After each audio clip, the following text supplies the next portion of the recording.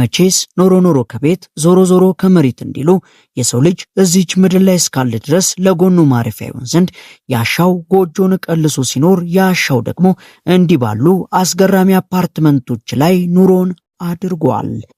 ታዲያ እኔም ለዛሬ ስለዚህ ያወጋዋችሁ እዚሁ ከኢትዮጵያ ሳይወጡ የአውሮፓውያንን ቅንጡ አኗኗር የሚያላብሱ ቤቶችን ከቦሌ አንስተን በሲግናልና በሾላ 100% ግንባታቸው ተጠናቆ ለኑሮ ምቹ ከሆኑት ቅንጡ አፓርትመንት አንስተን በ7 ወር ውስጥ ብቻ 90% እስከ ተጠናቀቁት አፓርትመንቶችና ሱቆች ድረስ የከተማችን ውብና ቅንጡ አፓርትመንትን ላስጎበኛችሁ ነውና ተከተሉኝ።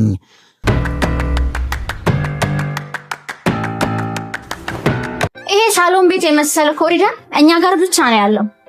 ይሄ 290 ካሬ ባለ 3 መኝታ ቤት ነው። በዚህ በኩል የምትመለከቱት የሰራተኛ ቤት የራሷ ደግሞ ሻወር ሽንት ቤት ይሆናል።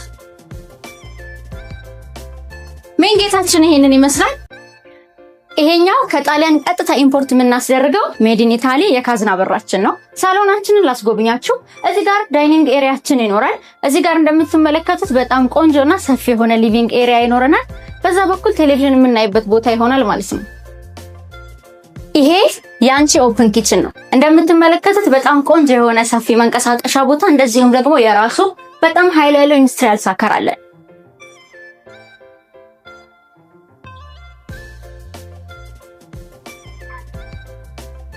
ማስተር ቤድሩማችን ነው። እጅግ በጣም ትልቅ የሆነ የራሱ ቁም ሳጥን፣ እንደዚሁም ደግሞ በጣም ማራኪ የሆነ እይታ፣ ቆንጆ ብርሃንና ፀሐይ ከሚያገኝ መስኮትና በር ጋር ይኖረዋል። እዚህ ጋር የምትመለከቱት ደግሞ ማስተር ባዝሩማችን ነው። እንደምትመለከቱት እጅግ በጣም ቆንጆ ነው።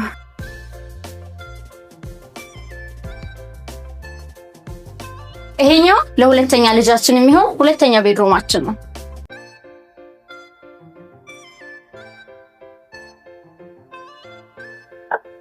እዚህ ጋር እንግዳ ሲመጣብን የምናስታጥብበት ኮመን ባዝሩም ይኖረናል።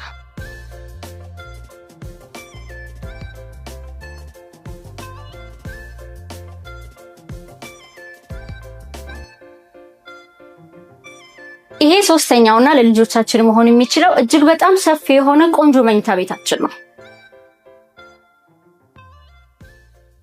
ብታምኑም ባታምኑም ይህ በ7 ወር ጊዜ 90% የግንባታው ሂደት የተጠናቀቀና የሀገራችንን የግንባታ ሂደት ታሪክ የቀየረ በቦሌ መድኃኔዓለም የሚገኝ G+24 ህንጻ ሲሆን እያንዳንዱ ቤቶችና ሱቆችም የራሳቸው የሆነ የተናጠል ካርታ ስላላቸው ገዝታችሁ ስማችሁን ማዞር ትችላላችሁ።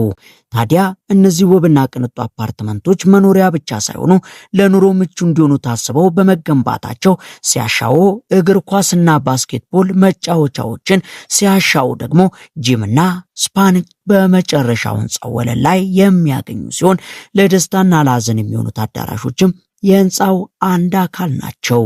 ከዚህ በተጨማሪም ለመኪናው ደህንነት የማያሳስብ ፓርኪንግ ከተሟላ የኤሌክትሪክ ቻርጅ ጋር ያሟላ መኖሪያ የከተማችን ድንቅ መኖሪያ ነው። 21ኛ ፍሎር ላይ የሚገኝ ኳስ መጫወቻ ቦታችን ነው። ለልጆቹ ይሄን ይምረጥ።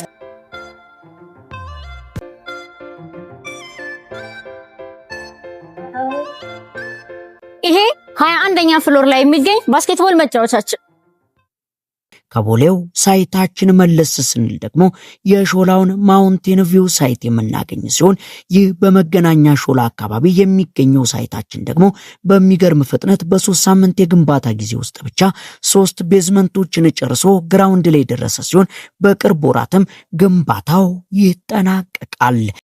ይህ ደግሞ የዲፕሎማት መቀመጫ በሆነው በመሃል ቦሌ በግንባታ ላይ ያለውና ከማዶ ሆቴል ጀርባ የሚገኘው የቦሌ ሴንትራል ሳይታችን ሙሉ በሙሉ ተጠናቆ ዕቃችሁን ብቻ ይዛችሁ የምትገቡበት ቅንጡ አፓርትመንት ሲሆን በአንድ ፍሎር ላይ 4 ቤቶችን ብቻ ይዞ ለነዋሪ ምቹ እንዲሆን ተደርጎ እየተገነባ ሲሆን ይህን ሰላማዊና ውብ የመኖሪያ ቤት በ15% ቅድመ ክፍያ ብቻ የግሎት ማድረግ የሚችሉ ሲሆን አሁን ላይም በፈጣን ግንባታ ላይ ይገኛል። ይሄ ማዶ ሆቴል የሚገኘው ፕሮጀክታችን ነው። ለመኖር በጣም የሚያጓጓ በጣም ቆንጆ ሰፈር፣ ምንም አይነት የንግድ ሱቅ የሌለው፣ እንደዚሁም ደግሞ በፍሎር 4 አባወራ ብቻ የሚኖርበት በጣም ቅንጡ አፓርትመንታችን ነው። በ15% ቅድመ ክፍያ በማስታወቂያ ዋጋ እየሸጥን ነው። በአንድ ሳምንት ጊዜ ውስጥ ብቻ ቁፋሮ ጨርሰናል። ከዚህ ቤት ምንም ሳናጎድል ሙሉ በሙሉ በዚሁ በራሱ ጥራትና በራሱ ስታንዳርድ ቦሌ ማዶ ሆቴል ጀርባ ላይ በፍሎር 4 አባወራ ብቻ የሚኖርበትን አፓርትመንት ከ2.3 ሚሊዮን ብር ቅድመ ክፍያ ወይንም ደግሞ ከ15% ቅድመ ክፍያ ብቻ ለሽያጭ ያወጣ ነው ቤት ሙሉ ለሙሉ ይሄንን ነው የሚመስለው ማለት ነው።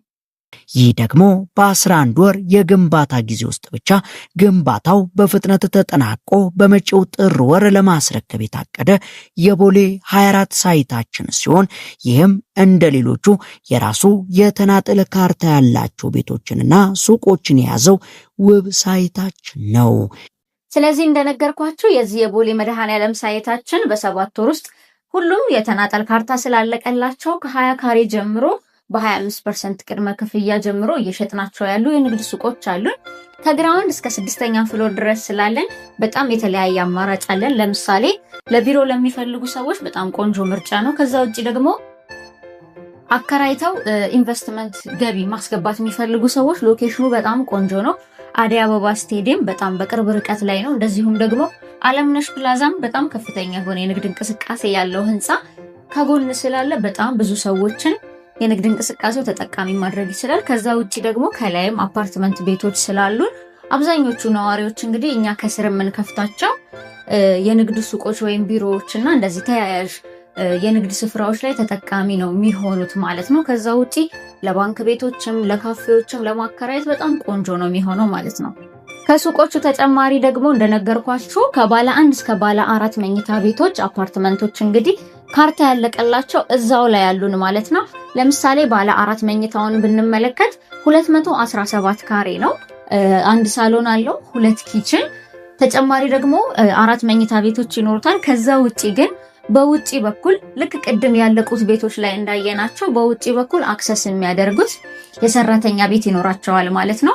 በባለ 3 መኝታ ቤቶችም እንደዚህ አይነት አማራጮች አለን። የሰራተኛ ቤቶቻቸውን በውጪ በኩል አክሰስ ማድረግ የሚችሏቸው ማለት ነው።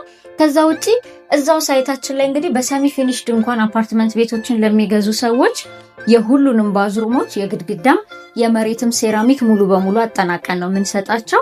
ስለዚህ በጣም ብዙ ተጨማሪ ወጪ አያስወጣቸውም ማለት ነው በሰሚ ፊኒሽድም ቢገዙ። በፉል ፊኒሽድም ደግሞ አማራጮች አሉን ማለት ነው። እነዚህን ሁሉ አፓርትመንቶች በ25% ቅድመ ክፍያ ጀምሮ እየሸጥን ነው። እንግዲህ ቴራስ ላይ እንደነገርኳችሁ ለነዋሪዎች ብቻ ጂም አለው፣ ስፓ አለው፣ እንደዚሁም ደግሞ የዋና ገንዳ ይኖረዋል ማለት ነው በነፃ የሚጠቀሙት።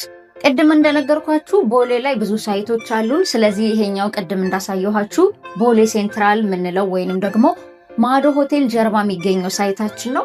ይሄኛው ሳይታችን እንግዲህ እጅግ በጣም ለመኖር በጣም ሰላማዊ የሆነ ነው ያልኳችሁ በምክንያት ነው። ለምሳሌ ግንባታው በጣም ይፈጥናል፣ ምክንያቱም አንድ ቤዝመንት ብቻ ነው ያለው። የህንፃ ደግሞ አብዛኛው ስራ የሚሰራው ቤዝመንት ላይ ስለሆነ ይሄኛው አንድ ቤዝመንት ብቻ ነው ያለን። ፓርኪንግ ካላችሁ ደግሞ አንድ ቤዝመንትን ጨምሮ ግራውንድ ፍሎር፣ ፈርስት ፍሎር እና ሰከንድ ፍሎር እንደዚሁም ደግሞ እስከ ሰርድ ፍሎር ድረስ ሙሉ በሙሉ የመኪና ማቆሚያ ፓርኪንጎች ነው የሚሆኑት ማለት ነው። ከኤሌክትሪክ መኪና ቻርጀር ጋር ቅድም ያለቀውን እንዳየነው ማለት ነው። አፓርትመንት ቤቶቻችን እንግዲህ ከዛ በላይ ነው የሚሆኑት። 4ኛ ፎቅ ላይ ደግሞ ጂም፣ ስፓ የመሳሰሉ አገልግሎቶችን ማግኘት ይችላሉ ማለት ነው። ባለ 1፣ ባለ 2 እና ባለ 3 መኝታ ብቻ በፍሎር 4 ቤት ነው ያለን። ስለዚህ ለምሳሌ አንድ ፍሎር ላይ ባለ 1 መኝታ 1 ቤት ብቻ ነው ያለን ማለት ነው። ህንፃውም እንግዲህ ወደ ላይ ያለው ፍሎር እጅግ በጣም ትንሽ ወይም አጭር ስለሆነ አጠቃላይ ህንፃው ላይ በጣም ጥቂት ቤቶችና በጣም ጥቂት አባወራዎች ነው የሚኖሩን ማለት ነው። ኦልሬዲ እዚህኛው ሳይታችን ላይ ከ15% ቅድመ ክፍያ እንደነገርኳችሁ እየሸጥን ነው። ጥቂት ቤቶች ናቸው የሚቀሩት። ያው ብዙም ምርጫ ስለሌለው ቶሎ ቶሎ ነው የሚሸጠው ይሄኛው ሳይታችን። የንግድ ሱቆችን ታዲያ በ3 ሳይቶች ነው በጠቅላላ እየሸጥን ያለ ነው። የቦሌ መድኃኔዓለሙን ቅድም ለማስረዳት ሞክሬያለሁኝ። ተጨማሪ ግን በሾላ ገበያ የሚገኘው ሳይታችንና በቦሌ 24 ያለው ሳይታችንም አለ። በነገራችን ላይ የቦሌ 24 ሳይታችን ለመጪው ገና ለማስረከብ ዝግጅታችንን እየጨረስንበት ያለው ሳይታችን ነው። አምና ነበረ ልክ በዚህ ሰዓት ነበረ ግንባታ የጀመርነው። ስለዚህ ኦልሞስት በ11 ወራት ውስጥ እንግዲህ ህንፃውን አጠናቀን አሁን የውጭ ቀለም ስራና የመሳሰሉ የአልሙኒየም ስራዎችን እየሰራን ነው የምንገኘው። ስለዚህ እዛው ሳይታችን ላይ የንግድ ሱቆቹ እያንዳንዳቸው የተናጠል ካርታ አላቸው። እነሱ ጋርም እንግዲህ በ50% ቅድመ ክፍያ ነው ሱቆችን እየሸጠን ያለ ነው። ከግራውንድ እስከ 4ኛ ፍሎር ድረስ ነው ያለን። በጣም ከሁሉም ሳይቶቻችን ደግሞ ሾላ ገበያ ወይንም ደግሞ መገናኛ የሚገኘው ሳይታችን ላይ ግንባታውን አይታችሁታል። በ3 ሳምንት ውስጥ ምን ያህል ፍጥነት እንደሄደ።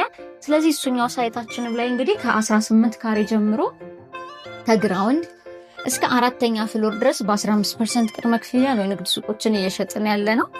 ከ150 ሺህ ብር ጀምሮ በጣም ቆንጆና በጣም ለንግድም ለቢሮም የሚሆኑ ቦታዎች ናቸው። ሁሉም ዋጋቸውን በጣም ተመጣጣኝ ነው። ስለዚህ እንግዲህ እነዚህንም ማግኘት ይቻላል ማለት ነው። ታዲያ የዚህ ውብ አፓርትመንትና ሱቅ ባለቤት ለመሆን ከፈለጋችሁ በእነዚህ ስልክ ቁጥሮች በመደወል ሳይቀደሙ የቤት ባለቤት መሆን ይችላሉ እያለን የዛሬን ጉብኝታችንን በዚያ በቃን። አብራችሁን ስለነበራችሁ ከልብ እናመሰግናለን።